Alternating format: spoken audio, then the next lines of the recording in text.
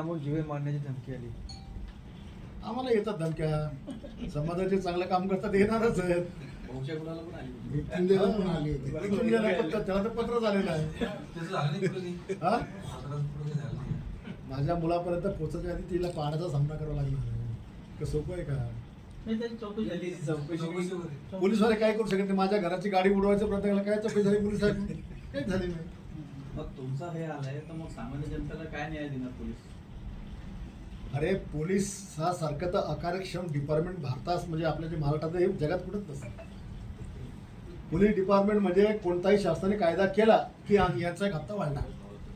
गुटखा बंदी केली की यानं गुटखा तयार पण यांचा हप्ता वाढला. दारू बंद केली की यानं चालू करायची हप्ता वाढला. या राज्यातल्या पोलिसांनी देशातल्या पोलिसांनी इमानदारीने काम कधी केलं ना तर या जगातली सगळी गंदगी खतम होऊ शकते. यांनी फक्त प्रामाणिकपणे आपलं कर्तव्य सदर क्षणाखलनी करणं आहे एवढं फक्त यांनी चांगलं जर केलं ना तर सगळी गुन्हेगारी खतम होते. ना दारू राहत, ना गांजा राहत, ना चेज राहत. आता तुम्ही एक बातमी पाहिली का टीव्हीवर? एक पोलीसवाला चोरांचा मास्टर निघला की नाही निघला?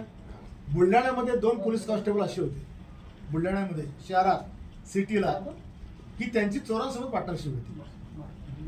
त्याला पकडायला गेले की हे पोलिसाला त्याला पहिलेच फोन करून द्यायचे आणि विशेष त्याच्या चोरीचा माल यांच्या घरात राहायचा. कोण होते ते? नाव नाही सांगितलं.